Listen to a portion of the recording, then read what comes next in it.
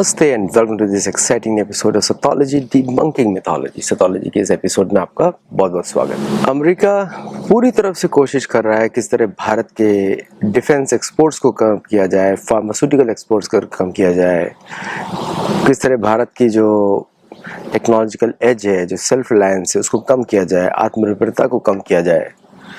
और वो ये सीख रहे हैं, उन्होंने देखा है कि चाइना का राइज देखा है और अब वो चाइना को आगे बढ़ा देना नहीं चाहते, ऐसा उनका मानना है। लेकिन चाइना के साथ तो हमेशा उन्होंने कोऑपरेट किया है।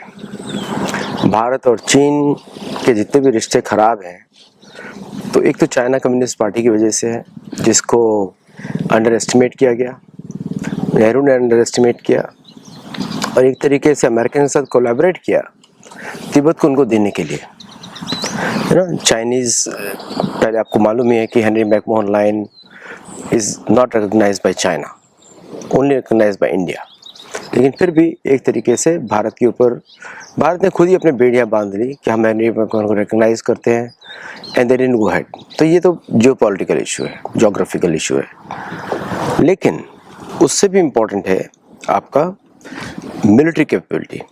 जैसे पिनाका जो है एक तरीके का सिस्टम है जो मल्टी बैरल रॉकेट सिस्टम बोलते हैं, और उसने अमेरिका की नाक में दम कर दिया इन आर्मीनिया। बताता हूँ कैसे।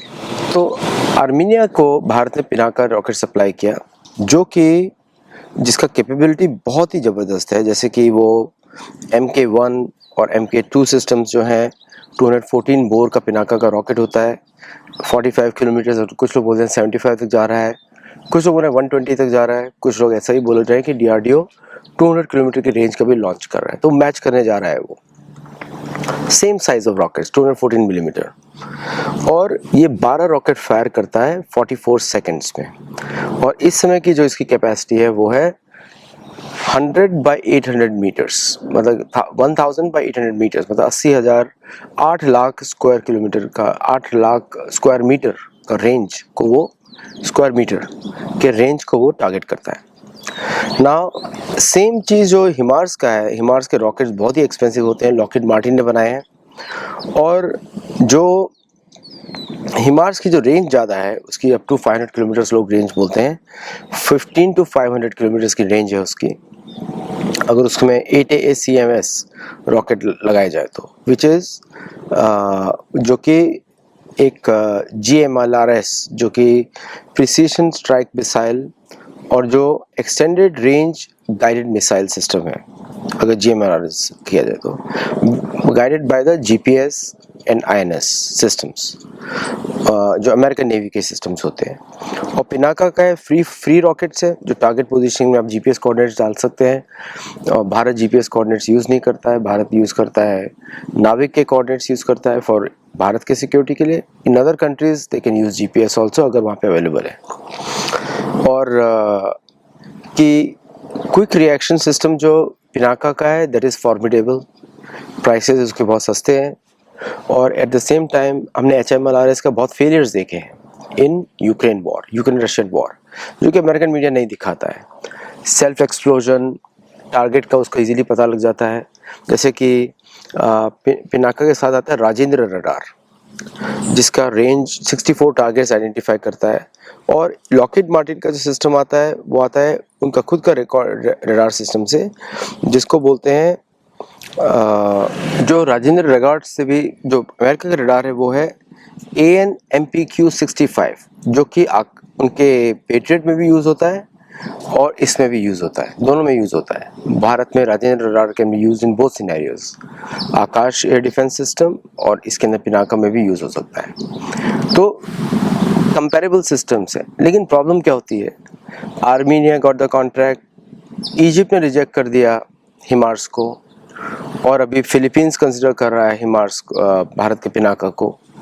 फिलीपींस ऑल्सो आकाश को भी कंसिडर कर रहा है, आकाश एयर डिफेंस को, जो कि 99.5% किल रेट है उसका, better than anything patriot at the short range. अब उसके ऊपर भी रेंज बढ़ाने की बात हो रही है कि it can be made up to 150 kilometres, 100 kilometres. तो Akash will become almost comparable with Patriot missile system. अब ये तो मिसाइल सिस्टम्स का हो गया, where Indian weapon systems are proving to be better quality and more reliable plus cheaper option as compare to competitors. ये 3 चीज़ें main होती हैं, और प्लस उसमें इंडिया के सिस्टम में एक्सपोर्ट कंट्रोल के रिस्ट्रिक्शंस इतने नहीं होते हैं। दैट मीन्स ईजियर कॉन्ट्रैक्ट्स होते हैं, जबकि होने चाहिए, भारत के भी होने चाहिए, बहुत स्ट्रांग होने चाहिए। क्योंकि अब आप देखेंगे अमेरिकन मीडिया जो आउटलेट है, जो पूरी दुनिया में फैला हुआ है, भारत में भी एक्सटेंसिव यूज़ होता है अमेरिकन मीडिया, उसमें प्रोपेगेंडा बहुत चलते हैं। तो एक काम करते हैं, एक है ग्लोबल सिस्टम जो अमेरिका यूज़ करता है, एक है इंडिजिनस बोला जाता है। वैसे इंडिजिनस वर्ड मार्केटिंग के लिए बहुत ख़राब होता है in the global circles. Bharat के प्रोडक्ट्स ग्लोबली प्रूव्ड है, ऐसा नहीं कि यहाँ पे प्रूव्ड है। आर्मीनिया ने अभी टेस्ट फायरिंग किया continuously with Akash missile, very happy with that. फिर जो पिनाका का सिस्टम जो इंडियन आर्मी ट्रायल करती है, इंडियन आर्मी के trials are considered world class. तो इंडियन आर्मी के trials have been very successful, India use भी करता है, कारगिल वॉर से यूज़ कर रहा है। प्लस इजिप्ट ने जब देखा the power of Pinaka, they want to get it, क्योंकि जो the supply for the Russian Grad system से, BM-21 ग्रैड सिस्टम से वो कम है, उसकी रेंज ज़्यादा है, उसकी 90 किलोमीटर्स की रेंज होती है, बट उसकी सप्लाईज कम है फ्रॉम रशिया। तो people are looking for other options defined. European systems बहुत एक्सपेंसिव होते हैं लोगों के लिए मेंटेन करना, उनका सर्विसेबिलिटी। अमेरिकन सिस्टम्स का भी ऐसा ही है, वेरी डिफ़िकल्ट टू मेंटेन। जैसे अमेरिकन अब्राहम टैंक्स हैं, इनके जो द गैस सिलेंडर वो तो पीछे की तरफ होते हैं, and they emit lot of heat.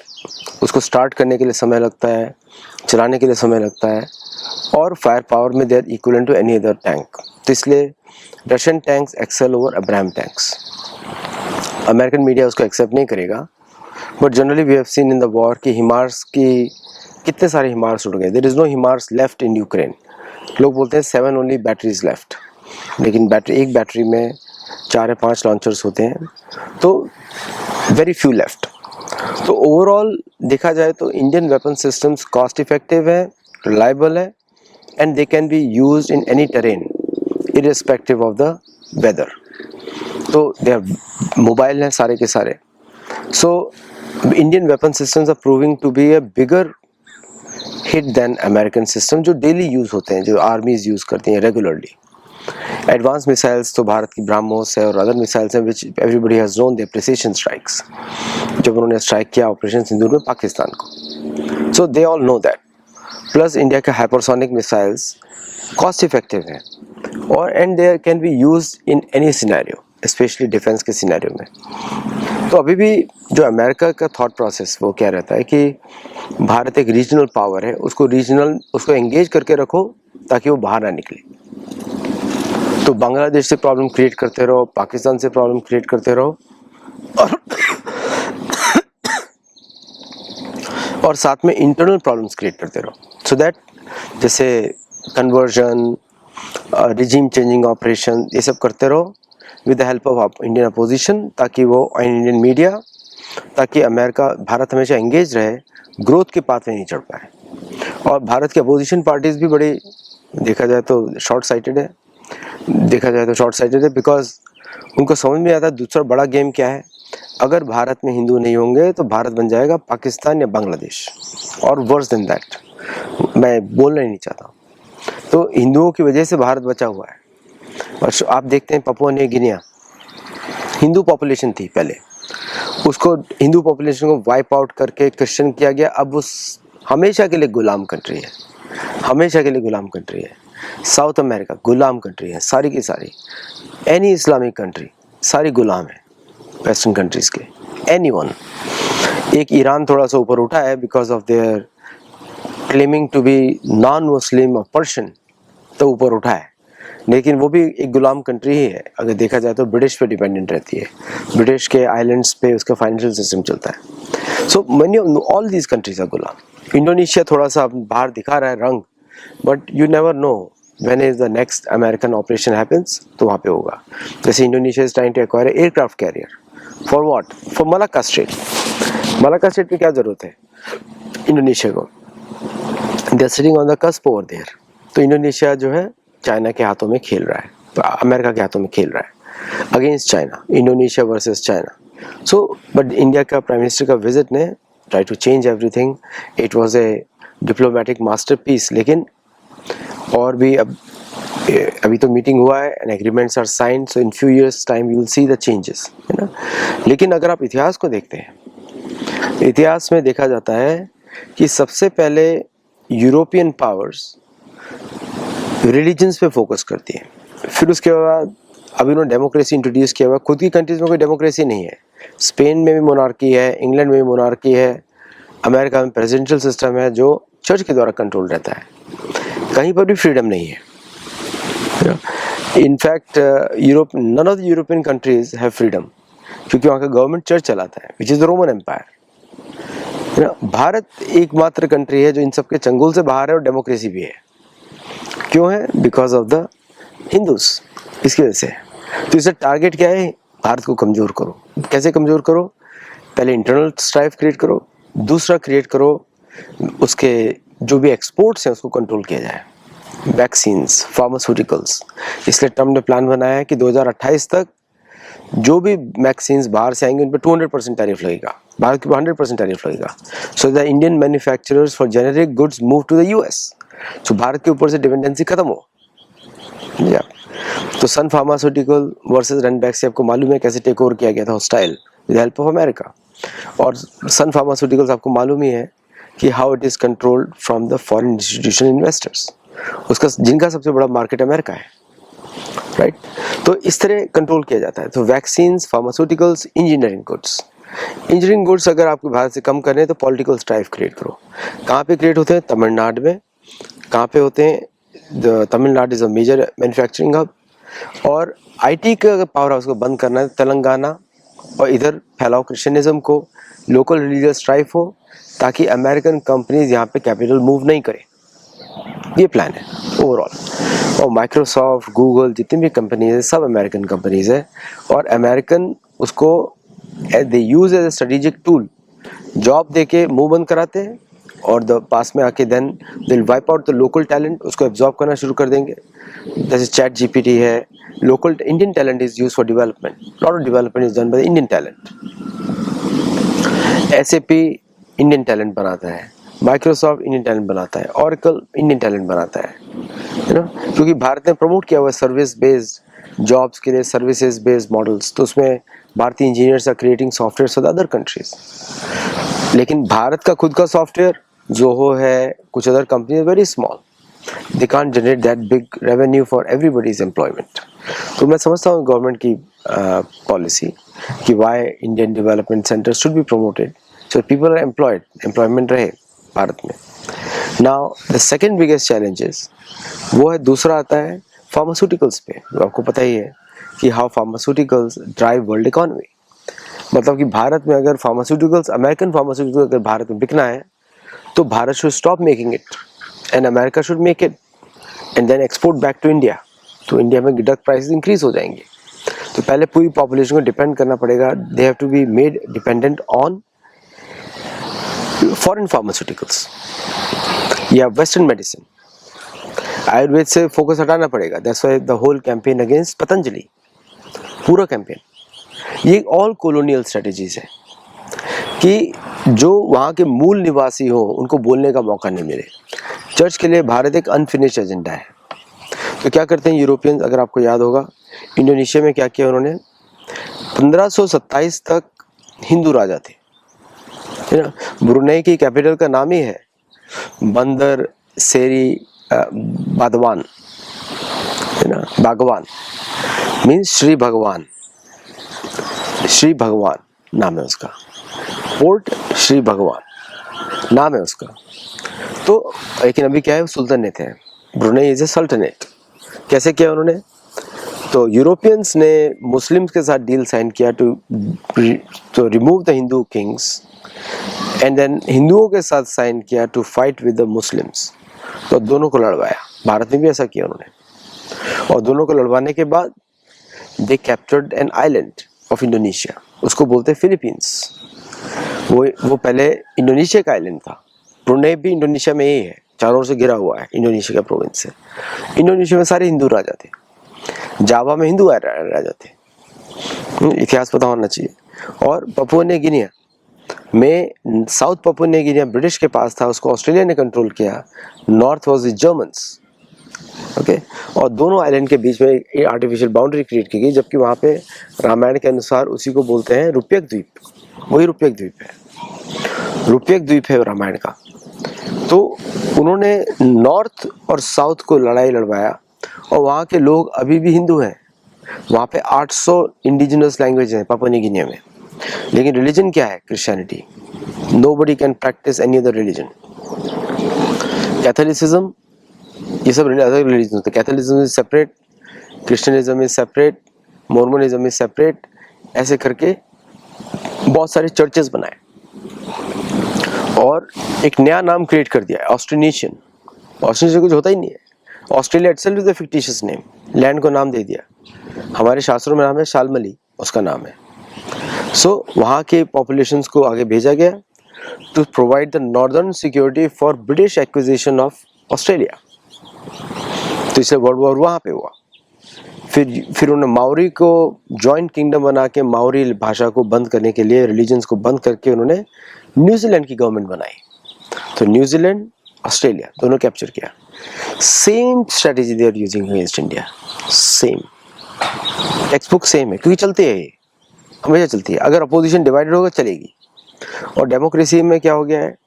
Opposition और hate to one party above the national interest, उसको क्रिएट किया गया। Rivalry through media, through money, mostly through money, क्योंकि इन सबके अकाउंट्स फॉरेन में हैं।